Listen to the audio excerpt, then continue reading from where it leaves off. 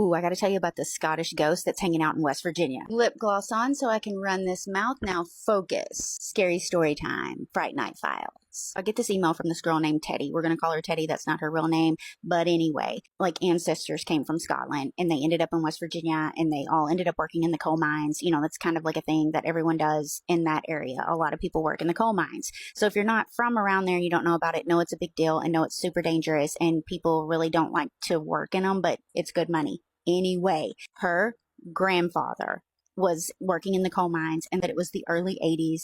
There was a collapse in the mine and 3 guys died in that collapse and they were able to get 2 of the bodies out, but one of them they weren't able to get to. The grandfather kind of went like unwell after that and he didn't speak. He went total mute. He didn't speak anymore since the 80s.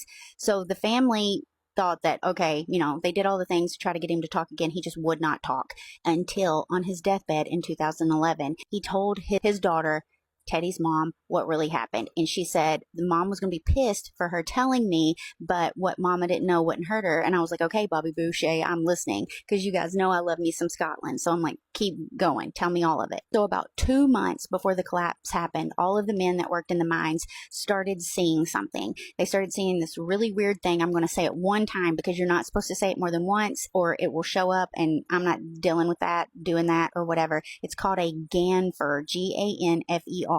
Now it kind of works like a mimic, right? It will show up and look like someone you know or look like something you know or something like that. I don't know, but you don't say its name like more than once. You don't whistle. It's kind of like, you know, how all the Appalachian folklore is.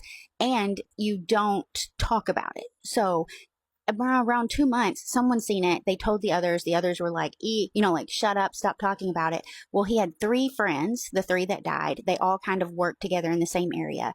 Well, they kept like mocking it, just kind of like talking about it over and over again. And Teddy's grandpa was like, listen, y'all need to shut the hell up because this is no joke. You know, like my great grandfather, all the ancestors told me all about it. Like, don't mess around with it. They kept doing it. Well, then one of the guys like whistled, said the name, did all the stuff and like mocked it or whatever. And then the collapse happened. Like it fell on them, all the things. He said it was tragic. They get the 2 out. But here's the scary part, right? The one that was mocking it the most stood up, like come up out of like the rocks and stuff and was like, you know, and started coming at them. They had to do all the things to like try to get out and it was clearly not the guy anymore. He told his daughter that he had went mute because he didn't want to like mess up and say the name or do anything that would like bring that thing up out of the mines to his family. So that's why he had been silent the whole time. But here's the thing, before he passed away, like at the very end, he said the name like 3, 4, 5 times or whatever. So she said that they've kind of been seeing things like off and on and then they'll move and it'll go away. And she said they've just been hopping around, kind of like house hopping, apartment hopping, trying to run from this thing. And she asked me like what she should do about it. I'm like, girl, I've never even heard of this. I don't know what to tell you. Never heard of it. So have you all heard of that? And do you know what she should do? Because I do not. I'm like, run, girl. I don't know. Thanks, Grandpa, I guess. Did this ghost photo just prove that the Knights Templar did hide the Holy Grail in the U.S.? Gloss on so I can run this mouth. Now focus. Scary story time. Fright Night Files. A creator shared this photo that she captured on her Ring camera. She said that they own land in the Appalachian Mountains, around 200 acres, but they don't live there full time. So occasionally she'll check the Ring camera and see if she gets anything. And it showed this image, which is clearly a horse with a rider. Now, it wasn't moving. It didn't move in. It didn't move out. It just flashed and it captured this kind of like a still. Now, she said that she does have a cemetery on the property, but a lot of people, me included, noticed that the rider doesn't look like a normal, like a cowboy rider or something like that. It kind of looks like it's wearing armor, or he's wearing armor. It looks like a knight. It really looks like what the Knights Templar used to wear. I'm sure a lot of you have heard of the Knights Templar, but I want to tell you a little bit of facts about them first. They were a very wealthy, powerful, devout Christian military order. They were defenders of the Christian faith in the Holy Land, also known as warrior monks because they were very strict in their beliefs of things that they had to do, very monk-like. They're known for wearing the bright red cross across their chest. But something you may not have known is they created the first banking system. So in 1307, King Philip IV of France owed the order a lot of money and he didn't have the funds to pay them back. So he ordered the arrest of all of them. He made up some fake charges about heresy and immoral behavior. Many were executed, but some of them escaped to Scotland. Now, it's said that when they escaped, they took a lot of stuff with them, like the Holy Grail, the Ark of the Covenant, and a bunch of other super important secrets. But here's where it gets interesting, because after they escaped to Scotland, no one really knows what happened to them or the things they had with them next. There's a theory that in 1398, the Sinclair and Zeno voyage happened. Henry Sinclair, the Earl of Orkney, sailed from Scotland to North America, and he is said to have taken some Templars with him. So a sign of the Templars is supposed to be this hooked X. It shows up on a lot of structures in North America. And then the Cherokees have this legend of the moon-eyed people. They were said to have pale skin and beards. Many believe that they're the Templars, and another thing that makes sense about it being the Templars is because they were said to have been in the Appalachian Mountains. The Appalachian Mountains are a lot like the Highlands in Scotland, so it would have made sense for them to go there because they would have been familiar with how the mountains were, the terrain, and all of that stuff. There's also the Rosling Chapel carvings in Scotland, which was built by descendants of Sinclair. It had carvings of maize and aloe vera cacti, which were unknown to Europe at the time, which is proof that Sinclair had to have came back from his voyage. If you look at the photo of the ghost, he looks like he's wearing armor, and so does the horse.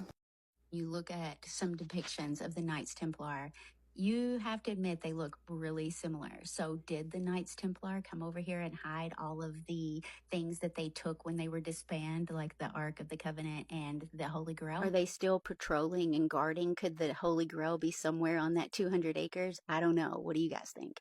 They rely on your grief and they eat it on the way out. Lip gloss on so I can run this mouth. Now focus. Scary story time. Fright Night Files.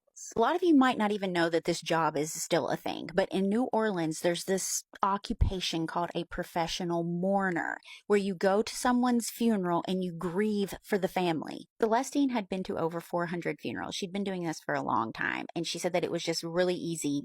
You don't cry, scream, throw yourself on the floor. It's not a big production. The best professional mourners are the ones that don't pretend to have grief. They borrow the grief of the family. She'd been doing this so often that she said she could tell the difference in how the person had passed away by how the funeral home smelled, which is very interesting. She said that you could tell if they left quickly or if it was like a long sickness or something like that. But she got called for this one family that lived on Esplanade Avenue, which is a really fancy area. And she didn't want to say who the family was, but apparently there's this little chapel off of that, I guess, where they have like small funerals. The family called and said, "Hey, listen, we found out about you by a friend of a friend. We need you to come to my husband's funeral because he's been estranged from his family.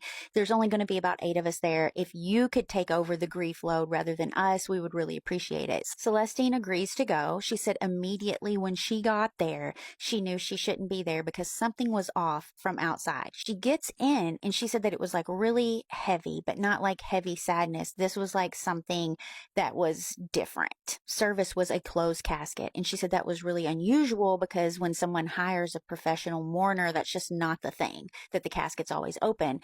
But it was closed this time. While she's sitting there, the guy that had passed, his wife is sitting up front and she's like crying into a handkerchief. She looks up, turns and looks at Celestine, and she mouths something. Like she says something with her mouth, but no words. So Celestine's like looking at her and she says, before Celestine could even respond, they started this service, right? So she's sitting there trying to do what she does when all of the sudden she feels something standing behind her. And she said it felt like they were looking at her with no eyes. I don't even know, but no. She tries to open up, do her thing, whatever. And she said it felt like the grief was not being pushed towards the casket, like it was coming from the casket out, which she did not know what to do with that had never happened to her before. She said that what she normally does in her mind is she opens a door a little bit to let the grief in, but then she can control the door. This had something with its hand pushing on it, not letting her shut it. And she said it didn't feel aggressive. It just felt patient, which really made her uncomfortable. So she gets up and she goes to the back and just stands there. And she said she completely voided herself out, like no emotion, no anything. She didn't want anything to do with it. After the funeral, the dead guy's wife comes up to her and says, "Thank you for stopping it when you did." She just looks at her like, "What are you talking about?" She's like, "What did you say? Did you say don't let it in?" The lady was just like, "What?" He leans into Celestine and says, "Don't come back to a closed casket. They rely on the grief. They eat it on the way out." Who's they? The ones that have decided they don't want to leave yet. Celestine left and said she was never doing it again, and I don't blame her, but what was that? Werewolf in Oklahoma. Say what now? Lip gloss on so I can run this mouth. Now focus. Scary story time. Fright Night Files. By now, a lot of you have probably heard about Alicia Maxey being attacked by whatever animal it was. They don't know. It's unidentified at this time. But a lot of people are thinking that it could be a werewolf. She was attacked in McAllister, which is just a small town in Pittsburgh County. It was early dawn. She heard a loud growl, and the next thing she knew, this thing was just like, it was bad. She described it as dog-like, but not certainly a dog. She was out there for about an hour before anyone found her, and immediately everyone started saying, okay, this is a werewolf, but that's because Oklahoma is kind of known for having a lot of werewolf problems. On February 27th, 1971, there was this guy by the name of Donald Childs. He was in his front yard watching this humanoid-type creature drink from his fish pond when it scared him so bad that he had a heart attack. But luckily, he survived because he was young. He was only 35 when he had the heart attack, but out of fear. He described the creature as being crouched down on its hands and knees. Tall, humanoid with a hairy face and a, quote, indescribable, end quote, collection of clothes. This was in Lawton, which isn't far from where Alicia was at, about 200 miles, give or take. After he saw that humanoid creature, so many people started calling in, reporting seeing it all over. Running in and out of traffic, dodging the cars. In Pushmataha County, described a canine humanoid with glowing eyes in like 2010. Said it was around 6 feet tall. Who's your favorite werewolf? I know who mine is. Does Oklahoma have like a werewolf problem? If you're in Oklahoma, you've seen a werewolf, I want to hear all about it. And if you want to know more about this, check out my latest podcast episode that tells you all about the histories of werewolves and the histories of the Oklahoma werewolves and more. The whole time I thought she was just lying or exaggerating. Now I feel bad about it. Look what I got. Look what else it looks like. Lip gloss on so I can run this mouth. Now focus. Scary story time. Fright Night Files. TikTok, this is lip gloss. It's not anything I'm not supposed to have. So listen, back in college, I worked at Six Flags at Kentucky Kingdom in Louisville, Kentucky. I had this friend there. Her name was Latasia. She was so much fun. She loved to go out like every night, right? Well, one weekend that we were working, we were both at the same ride. She came in and she looked like rough, like she'd had a rough night. I'm like, girl, what'd you do? You know, whatever. And I was like, you were out late last night? She was like, no, the smiling man is back. I'm like, who's that? Like, what? Like, who's the smiling man? I had no idea what she was talking about. Never heard anything about it. So then she goes on to describe this guy that shows up in her room. She said that he's pale white, never wears a shirt. He smiles great big and he has these glowing eyes. I'm like, ugh, you know, that's rough. And she's like, yeah, I've been seeing him since I was a kid. And she said he started like at the far end of the room. And then as the years went by, he would get closer and closer. And then she said he got like so close that he would like point at her and smile. And then she'd scream for her dad or throw something or like, you know, hide under the covers and he would go away. Right. Well, she said that that night, the night before, that made her look so rough. I'm like stumbling all over, but there's a reason, listen, because she said he like put both hands on the bed and she had one of those like furry blanket things that kind of left the handprints in it. So when she screamed for her dad came in, the handprints were there. So the dad thought she had like some guy in her house because we were like 19 at the time, you know, so he thought she was like, well, why would I yell at you to tell you that I had a guy in the house? Like, it made no sense, right? I just kind of blew it off. I just thought it was because, you know, she was like maybe having like nightmares or something like that until last night. I'm scrolling on my FYP and I see this girl that's talking about her boyfriend or fiance. I think it's his fiance has these dreams and she described that guy, that thing. And I'm like, oh my God, like no way. Now, you know, the Hat Man like has been seen all over, right? By everyone all across the world. But I had never ever, and all the things that I've read and researched and stuff for like the past 3 years, never once found another story about the glowing eyes, smiley, shirtless guy man until yesterday. So then I'm reading the comments and it's like, oh, it's like a hypnagogic or something hallucination where it's like your nightmares are like projected where you're kind of asleep, kind of like sleep paralysis type of thing. But how, right? How is it that specific? How is that specific? And I wish I still had her number. I don't. That was so long ago. I mean, so long ago. But I wonder if she still sees him or how close did he get? Because she said he was progressively getting closer.